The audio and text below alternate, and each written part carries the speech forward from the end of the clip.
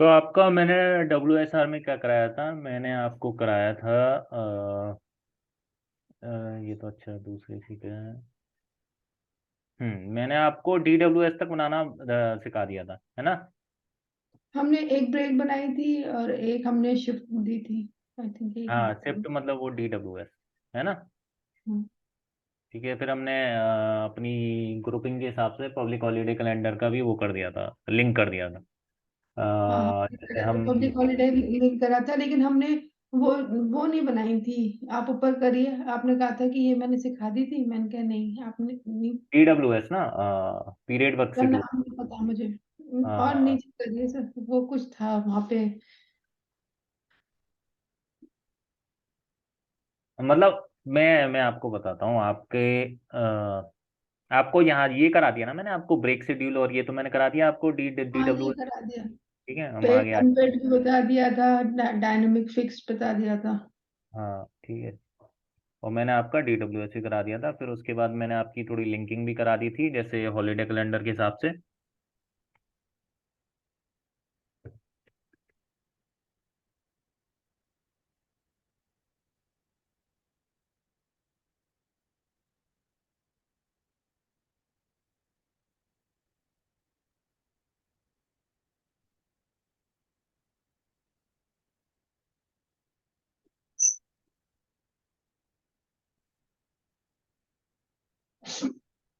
अभी मुझे नाम नहीं पता चलता। आप WS बोलते हो, DWS बोलते हो, PWS बोलते हो। मेरे को ये नहीं समझ आता है कि। DWS देखो, ब्रेक शेड्यूल तो ब्रेक का मतलब तो आप सीधे सीधे समझ रहे हो आप।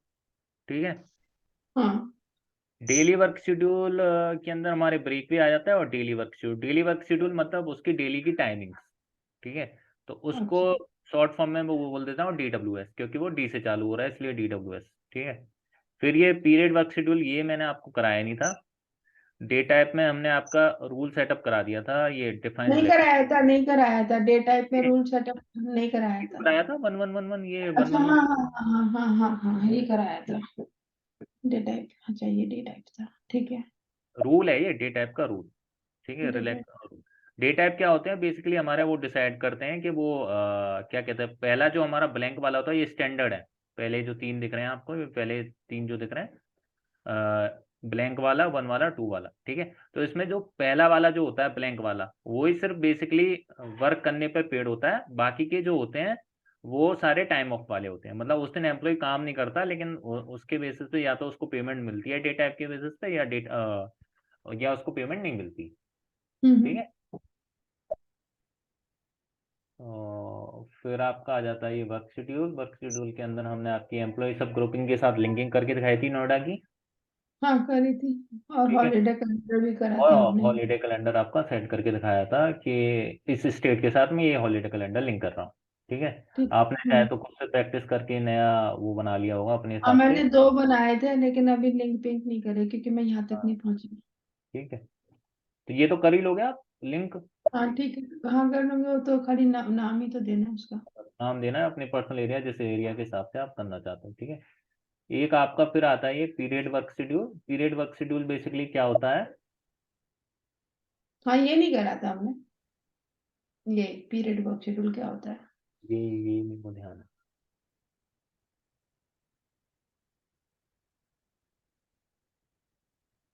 हम्म हम्म हम्म हम्म हम्म हम्म। तो मैंने आपको बताया होगा कि ये जो हमारा रोस्टर होता है, ठीक है, जैसे हफ्ते में वो किस दिन काम करेगा किस दिन काम नहीं करेगा। ठीक है। हम्म। ये हमारा आता है पीरियड वर्क शेड्यूल के अंदर। ठीक है। जैसे वो 5 दिन काम करेगा और 2 दिन उसका ऑफ रहेगा। ठीक है। और पीरियड वर्क शेड्यूल के अंदर हम अपना असाइन करते हैं DWS, यानी कि डेली वर्क शेड्यूल, जो हमने टाइमिंग्स बनाई है। ठीक है। बेसिकली वो मंडे को किस टाइमिंग में काम करेगा, ट्यूसडे को किस टाइम पे करेगा, सैटरडे को किस पे करेगा, संडे को किसको करेगा। मैंने आपको ये चीज़ बताई होगी कि जो हम ब्रेक बनाते हैं वो हम DWS के अंदर डालते हैं, और जो DWS है वो पीरियड वर्क शेड्यूल के अंदर डालते हैं, और पीरियड वर्क शेड्यूल हमारा वर्क शेड्यूल के अंदर डालते हैं। ठीक है। ओके। तो हम अपना पीरियड वर्क शेड्यूल बना रहे हैं। पीरियड वर्क शेड्यूल बेसिकली उसका रोस्टर किस तरीके से, वो किस दिन क्या काम, किस दिन कैसे काम करेगा। ठीक है। किस दिन किस टाइमिंग पे काम करेगा। तो उसके लिए क्या होता है कि हम यहाँ पे जाएंगे, यहाँ पे देखो ये ग्रुपिंग है, ये हमारी कौन सी ग्रुपिंग है, पर्सनल सब एरिया ग्रुपिंग, बेसिकली हमारा स्टेट वाइज, जैसे हमने नोएडा सेक्टर 1 को इस ग्रुपिंग के अंदर लिंक करा है, हमने आई थिंक 01 के अंदर ही करा है अपना नोएडा वाला।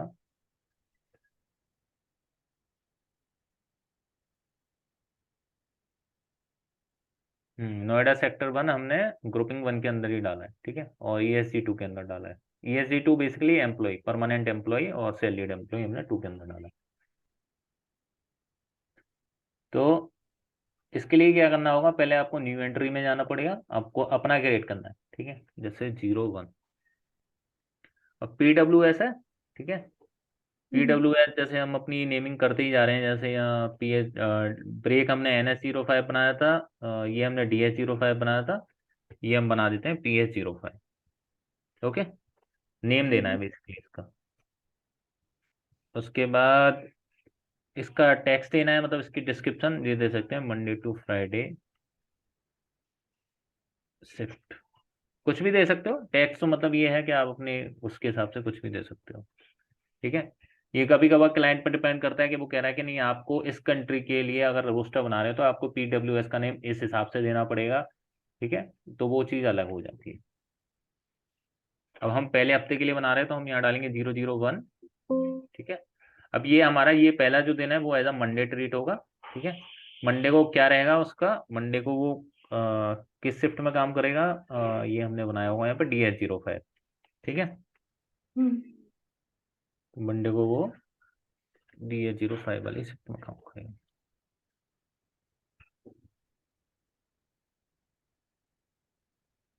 ठीक है। और ये 6 और 7 हमारा सैटरडे संडे हो गया, ठीक है।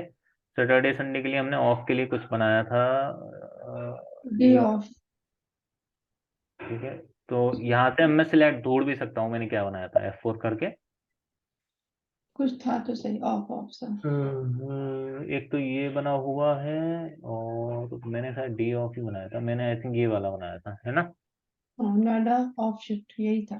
ठीक है, तो सैटरडे संडे को मैंने ये सेट कर दिया डे ऑफ। तो ये हमारा बन गया anti always with the same थी। इसका मतलब क्या है कि ऑलरेडी PS05 पे कुछ बना हुआ है PWS, तो हम उसको यूटिलाइज नहीं कर सकते, हम PS06 बना के देख लेंगे, ठीक है। तो हमने PS06 जैसे ही डाला वो बन गया, ठीक है।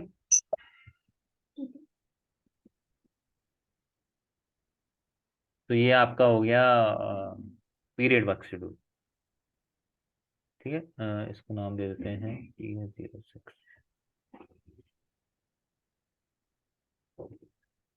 और यहाँ देते हैं ओके। अब ये हमारा पीरियड वर्क शेड्यूल बन गया। अब हमारे पास अगला स्टेप बचता है अपना वर्क शेड्यूल बनाने, ठीक है। तो ये हमारा बी ब्रेक शेड्यूल हो गया, DWS हो गया, पीरियड हो गया। उसके बाद हम अब इसमें जाएंगे, इसके अंदर ये आ रहा है आपका set work schedule rule and work schedule, ठीक है।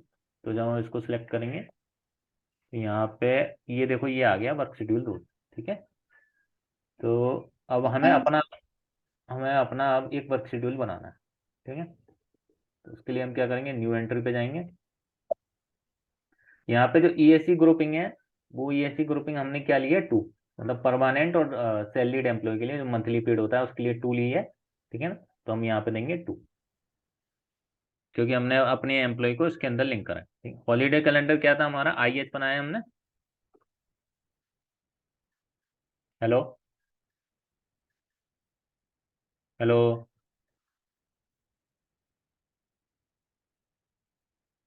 हेलो, हाँ, कनेक्शन आज वो नहीं है। दिख रहा है ना, मतलब हाँ, दिख रहा है। ठीक है। ये हॉलीडे कैलेंडर जो हमने बनाया था वो हमने यहाँ पे डाल दिया, ठीक है। हाँ हाँ। PSG ग्रुपिंग क्या है हमारी, 01 है, नोएडा को हमने इसके अंदर ग्रुपिंग 1 के अंदर लिंक कर रखा है, हाँ। ठीक है। अब यहाँ पर वर्क शेड्यूल रूल का नेम देंगे हम, अब इसका नेम क्या दें हम, WSPS06 ऐसे करके दे देते हैं, WSPS06 ठीक है। तो ये हमने इसको एक नाम दे दिया, WSPS06 1, कुछ भी नाम दे सकते हो आप, ठीक है, डिपेंड करता है आप पे। Work schedule rule for Noida, kind of ऐसे कह सकते हो, नोएडा पीपल या कुछ भी मतलब आप दे सकते हो। स्टार्ट डेट हम इसकी वही रखेंगे 990 से लेके 31/12/999 तक, ठीक है। ये भी बेसिकली डिपेंड करता है, क्लाइंट आपसे कहता है कि नहीं मेरे को उस स्टेट से ये वर्क शेड्यूल बनवाना है, ठीक है। बेसिकली अगर आप किसी सपोर्ट प्रोजेक्ट में काम करोगे तो आपके पास एक इस तरीके का कोई मतलब इस तरीके का नहीं लेकिन ऐसा कोई टेम्पलेट आएगा आपके पास, ठीक है। अच्छा। उस टेम्पलेट में रिक्वायरमेंट दे रखी होगी कि आपको इस ग्रुपिंग के लिए, इस ईएससी ग्रुपिंग के लिए और इस पर्सनल एरिया सब एरिया के लिए आपको एक वर्क शेड्यूल बनाना है, ठीक है। उसमें आपको वो भी देंगे कि आपका ब्रेक कितने बजे होगा, आपकी शिफ्ट टाइमिंग क्या होगी, ठीक है। और आपको उसमें एक आपको एज अ रोस्टर भी मिलेगा, एक क्या कहते हैं मतलब इस तरीके का आपको वर्क पैटर्न भी दिखाया जाएगा कि वो किस दिन काम करेगा। और फिर आपको ये भी दिया जाएगा उसमें टाइमिंग कि वो वीकली जो बंदा होगा वो कितने घंटे काम करेगा एक हफ्ते में, मंथली कितने घंटे काम करेगा, ईयरली कितने घंटे काम करेगा। और मंथली को आपने 30 से क्यों 52 से क्यों करा है? ये क्या मतलब हुआ? मंथली 40 घंटे तो हाँ समझ आ गई, 52 क्या है? हाँ, ये 52 मतलब एक साल में कितने हफ्ते होते हैं आपके, अच्छा। 52 हफ्ते होते हैं। अच्छा। ठीक बेसिकली है। आपको मंथली आवर्स कैलकुलेट करने हैं, ठीक है। आपको वीकली आवर्स दे रखे होंगे, आपको मंथली आवर कैलकुलेट करने हैं, तो आप कैसे करोगे? यहाँ पे जैसे आपको वीकली आवर दे रखे हैं 40 है, 40 × 52 करोगे, ठीक है। हाँ। इससे क्या होगा आपके ईयरली आवर आ जाएंगे 40 × 52 जितना भी आएगा 2080 है कुछ समथिंग ऐसे आएगा, ठीक है, 2048 कुछ भी आ सकता है, और ठीक है। मंथली 12 से मंथली डिवाइड को कर। आपको निकालना है ईयरली के हिसाब से, तो आप उसको 12 से डिवाइड कर दोगे, हाँ जी। ठीक है। और जैसे ये वीकली वर्किंग डेज हैं तो वीकली वर्किंग डेज आप अपने उसके हिसाब से निकाल सकते हो। जैसे यहाँ पे ये रोस्टर दे रखा है तो आपको ये देख रहे होगे कि 2 दिन तो ऑफ है, ठीक है। हम्म 5 दिन काम है तो वो हफ्ते में कितने दिन काम कर रहा है, 5 दिन काम कर रहा है। हम्म। तो बेसिकली आप ऐसे निकाल सकते हो, ठीक है। ठीक है। तो अब यहाँ पे आ जाते हैं, ठीक है। फिर इसके बाद मतलब वो आपको कोई डेट दे देगा, या तो आपसे वो बोलेगा कि आपको इस डेट से ये मतलब वर्क शेड्यूल बनाना है, या फिर आपको मतलब कोई स्पेसिफिक डेट दे देगा। अगर कोई नहीं देता तो आप सिंपली अपना 1190 से 311299 तक बनाओ, ठीक है।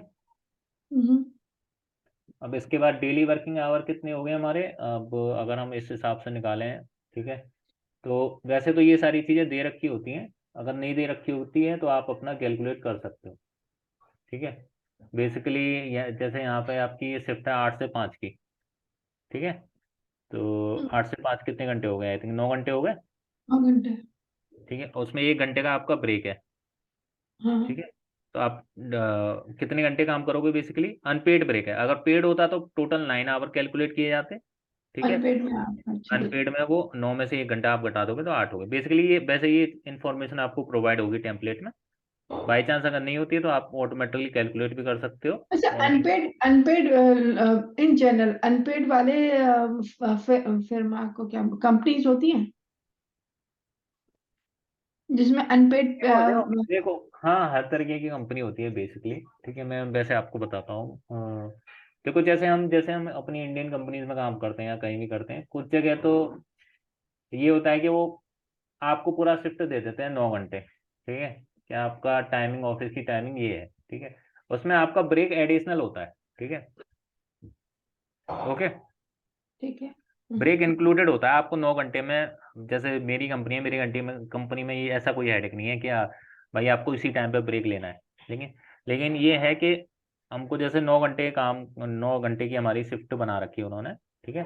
तो 9 घंटे में कभी भी जाके कभी भी ब्रेक ले सकता हूँ, मतलब कोई उनको इतना बॉदर नहीं होता, ठीक है। जो हमारी कंपनी होती है जिसमें हम काम करते हैं, ठीक है, उनको इतना बॉदर नहीं होता। उनको तो बेसिकली ये है कि बंदा काम करे, ठीक है। और मतलब काम होने से मतलब है, वो कभी भी ब्रेक चला जाए कभी भी नहीं। लेकिन अगर जैसे हम अभी तो वर्क फ्रॉम होम है, जैसे अगर आप ऑफिस में करते हो तो ऑफिस में आपको भी बीच में से एक टाइम होता है, जैसे 12 से 3 के बीच में, या फिर कभी काम ज़्यादा हो गया तो थोड़ा लेट ब्रेक चले गए, कभी काम कम हुआ तो थोड़ा जल्दी चले गए, ठीक है। लेकिन एक लिमिट होती है कि हाँ भाई आप ब्रेक में जाओगे तो कोई ना कोई तो मैनेजर वैनेजर होगा या कोई ना कोई लीड वीड तो होगा कि आप देखेगा, वो तो ऑब्वियसली देखेगा कि आप भाई कितने घंटे ब्रेक जा रहे हो। आप ऐसा भी नहीं है 1 घंटे से ज़्यादा का ब्रेक ले लो, ठीक है ना। तो हमारी कंपनियों में कोई ना कोई ऊपर मैनेजर वगैरह या कोई लीड वगैरह देखता रहता है कि भाई ये कितनी देर का ब्रेक ले रहा है या नहीं ले रहा, ठीक है। तो यहाँ इतना वो नहीं होता कंसर्न फिक्स कि भाई आपको इसी टाइम पे आना है, उस टाइम पे नहीं आना, ठीक है।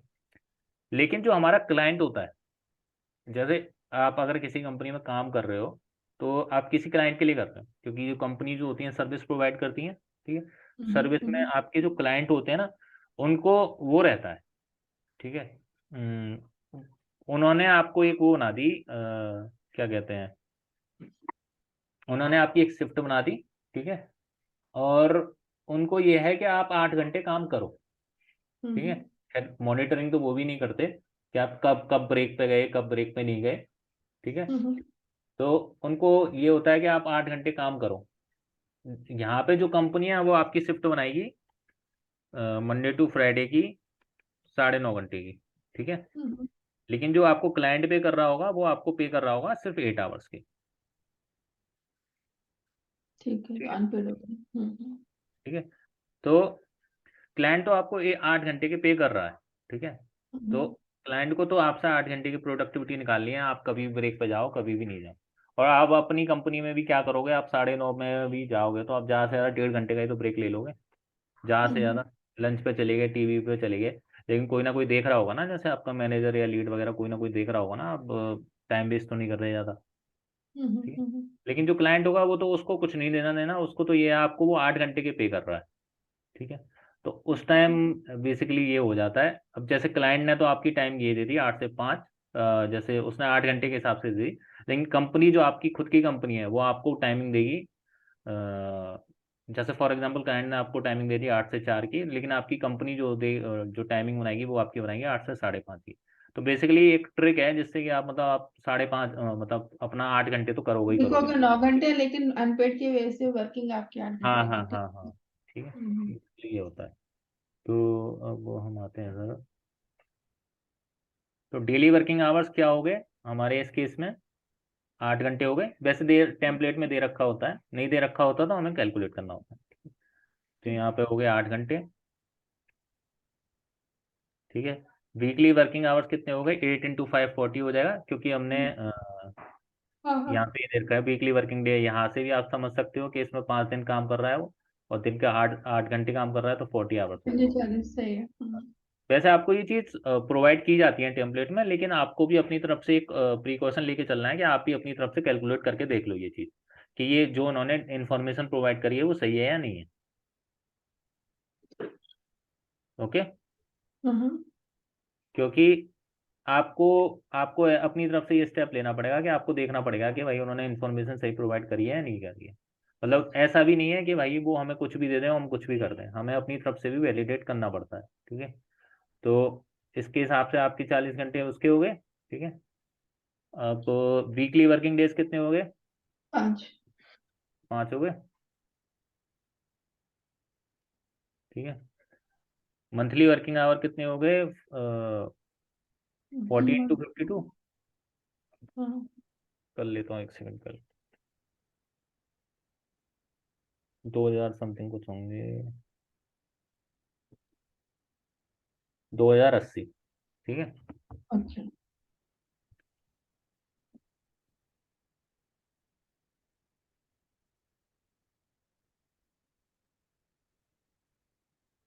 नहीं मंथली सॉरी, एनुअली होंगे हमारे, ठीक है। 40 × 50 2080 हो गया। अब 2080 को आप 12 से डिवाइड करोगे तो आपका आई थिंक वही आएगा 173 समथिंग। 173,33, ठीक है। अच्छा।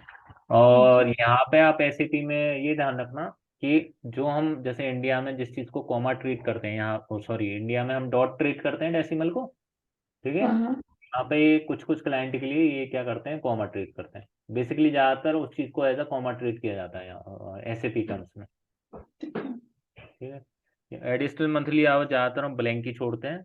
इसका अगर आपको इन्फो देखना है तो यूज फॉर कंट्री स्पेसिफिक है, बेसिकली कंट्रीज पर डिपेंड करता है किस कंट्रीज के लिए बना रहे हो। You can enter use for payroll in the case of use for only enter this in the for ready. तो बेसिकली कंट्रीज पे डिपेंड करता है, ठीक है। वैसे हम ज़्यादातर इसको ब्लैंक ही छोड़ते हैं, ठीक है।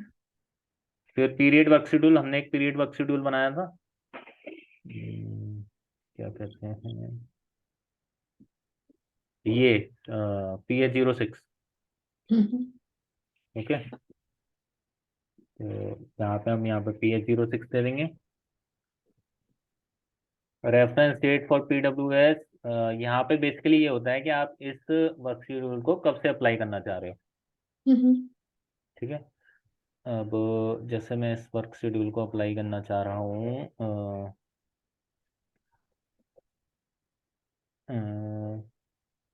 जैसे मैं इसको अप्लाई करना चाह रहा हूँ 3 अप्रैल से। ठीक है, ठीक है।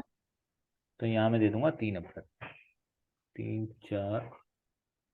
ये मतलब ये डेट भी हमें प्रोवाइड होगी क्लाइंट की साइड कि वो सिस्टम में कौन सी डेट से इस वर्क शेड्यूल को अप्लाई करवाना करना चाहते हैं। ठीक है, तो यहाँ पे 3 4 2023। ठीक है, स्टार्ट पॉइंट इन PWS से मतलब ये होता है कि जैसे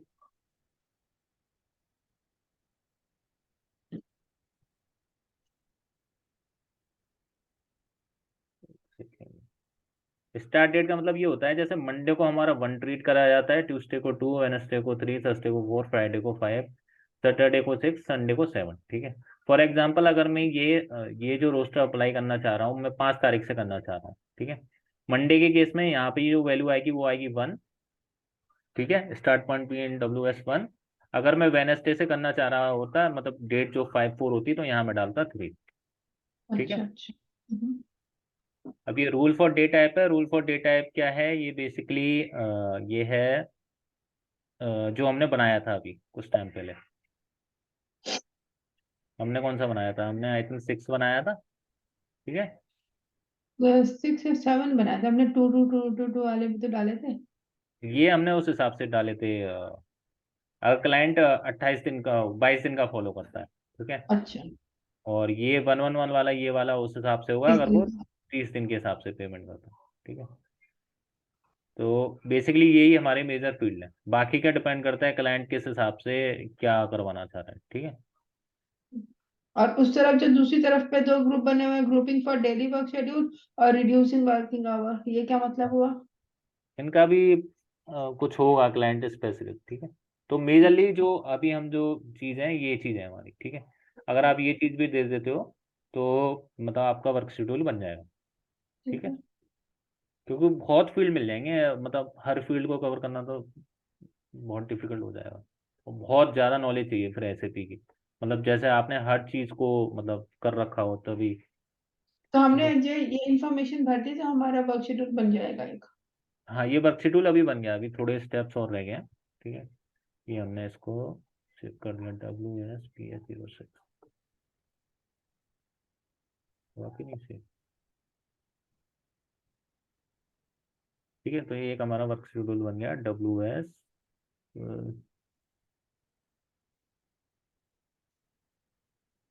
WSPS06। ठीक है,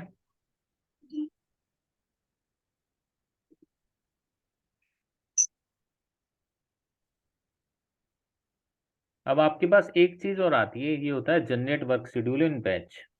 ठीक है, हम्म, हेलो, जी इसका बोलिए। मतलब क्या होता है कि आप अपना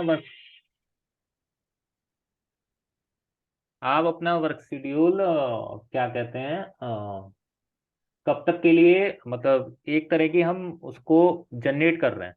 जनरेट से मतलब ये है कि पहले आपको मैं जनरेट करके बता देता हूँ। ठीक है, यहाँ पे सब ग्रुपिंग किसके लिए हमारी 2 है। ठीक है, हाँ हाँ। हॉलीडे कैलेंडर हमारा IH है, ये हमारी 01 है। वर्क शेड्यूल रूल क्या है हमारा, ये डब्ल्यू। है। आई थिंक ये पूरा नाम नहीं है शायद, ये मैंने आगे उसके 01 भी लगाया था, देख लेते हैं मिल जाएगा ये वाला। ठीक है, WSPS। ठीक है, अब यहाँ पे क्या होता है, जैसे अगर मैं ये इसको कौन सी डेट से बनाया था मैंने, 4 2023 से। ठीक है, अब ये अगर मैं इसको 6 2023 तक करता हूँ। ठीक है, इसका मतलब A और E का मतलब क्या है यहाँ पे, बेसिकली E रेफर करता है हमारी एरर से, अगर कोई एरर आती है तो the session all screens are displayed, the session is process immediately, only screen which require error handling are displayed. मतलब अगर जब हम अब इसको अगर हम जनरेट करेंगे, अगर कहीं एरर आ रही है तो ई वाली हम्म, स्क्रीन आ जाएगी। ठीक है, और बाकी का आप ट्राई कर सकते हो, जैसे ब्लैंक दे दोगे, the session must be started separately. Basically हम ई वाला करते हैं, क्योंकि अगर हमें बेसिकली हमें इसमें ये देखना है कि हमें एरर तो नहीं आ रही कोई। ठीक है, तो जब मैं इसको कर दूंगा, ठीक है,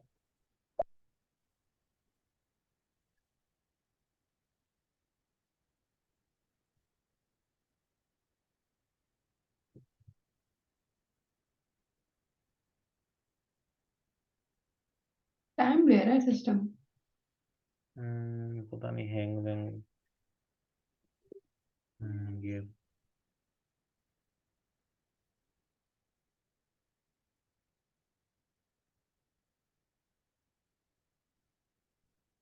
ये एक तो आई थिंक बहुत सारे लोग यूज करते हैं ना इस चीज को, कभी कभार नेट की स्पीड पर भी डिपेंड कर जाता है।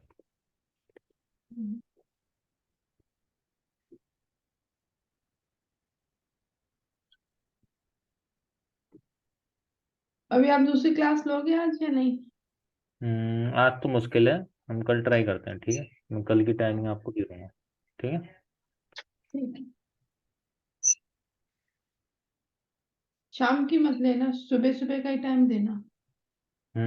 ठीक है, मैं बता दूंगा आपको, है ना। और ठीक मैं है। रिकमेंड वैसे आपकी रिक्वायरमेंट के हिसाब से रिकमेंड कर रहा हूँ वो चीज़ आपको, जो मैंने रिकॉर्डिंग वाली आपको बताई है। ठीक है। मतलब ये है कि आपको अच्छी स्पीड मिल जाएगी, मतलब अगर आपको बहुत जल्दी, मतलब क्या कहते हैं, जल्दी से जल्दी चीज़ कवर करनी है, तो आई थिंक वो है ऑप्शन आपके लिए बेस्ट मुझे रहेगा। क्या आता है, जो आप लोग समझाते हो ना तो समझ आता है। रिकॉर्डिंग से पर्सनल लाइफ मैं कोशिश करती हूँ, देखती हूँ, पर अभी तक तो मैंने नहीं देखा ही देखो, नहीं। मतलब ये है कि मेरे हिसाब से तो आपको 90 to 95% वो चीज़ क्लियर होगी। ठीक है, और मेरे लिए भी इजी रहेगा कि अगर आप मेरे से हफ्ते में 1 या 2 क्लास लेते हो, तो जो टॉपिक आप बताओ मैं उसको कवर भी कर लूँ, है ना। ठीक। अदरवाइज आपकी वो है, मतलब आपकी स्पीड के हिसाब से बता रहा हूँ मैं, जैसे आपको होगा ये जल्दी। क्या है सर? ये क्या क्रिएट हो गया? वर्क शेड्यूल हैज बीन ये हाँ, जनरेटेड ये फॉर। जनरेट हो गया। जनरेट से मतलब ये है कि अगर मैं यहाँ PT03, एक ये PT03 एक ट्रांजेक्शन कोड होता है। ठीक है, इसमें मैंने ये डाल दिया। ठीक है, हाँ। तो अब मैं ये जो वर्क शेड्यूल है वो मैं देखना चाहता हूँ 9/2023 तक। ठीक है, तो हम्म, अगर मैं इसको डिस्प्ले करूंगा, और मैंने जनरेट कहाँ कब तक करा है, सिर्फ मैंने जनरेट करा है 6/2023 तक। ठीक है, अच्छा। तो आई थिंक फिर ये हमको अलाउ नहीं कर। अब जैसे मैंने अप्रैल का देख पा रहा हूँ मैं। ठीक है, फॉर एग्जांपल मैं नेक्स्ट मंथ का देखता हूँ, मई का मैं देख पा रहा हूँ। ठीक है, और मैं जून का देख पाऊंगा, लेकिन अगर मैं जुलाई का देखता हूँ तो ये मेरे को आगे नहीं बढ़ने देगा। वर्क शेड्यूल डिलीटेड और डज नॉट एग्जिस्ट फॉर 7/2023, क्योंकि जो हमने अच्छा। वर्क शेड्यूल जनरेट करा है वो सिर्फ हमने जून तक के लिए करा है। ठीक है, हाँ।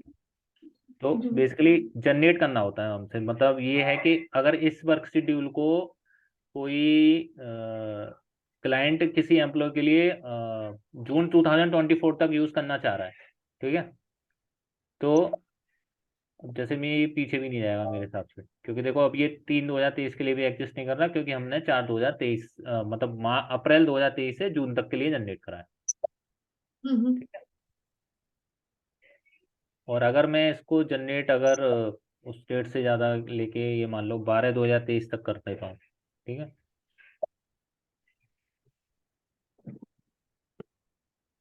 तो अब मैं अगर इसको देखता हूँ दोबारा PT03 में जाके डिस्प्ले करता हूँ, तो देखो ये अप्रैल तक जाएगा, मई तक जाएगा, जून तक जाएगा, जुलाई तक जाएगा, अगस्त तक जाएगा, सितंबर, अक्टूबर, नवंबर, दिसंबर, उसके आगे नहीं जाएगा, क्योंकि इसने वो warning they the, work schedule does not exist for 1/1/2024। ठीक ठीक है, है। तो मैंने आपका जनरेशन तक करा दिया। अब कल की क्लास अभी में मैं, समझने में टाइम लगेगा। ठीक है, अभी है ना, करके आज हाँ कोशिश करूंगी। हाँ, और फिर टाइम कल की ले। क्लास में मैं इसको दिखाऊंगा एम्प्लॉय पे कैसे यूज होता है ये और हॉलीडे कैलेंडर कैसे यूज होता है। ठीक है, ठीक है, चलिए चलो। ठीक है, बाय एंड थैंक यू।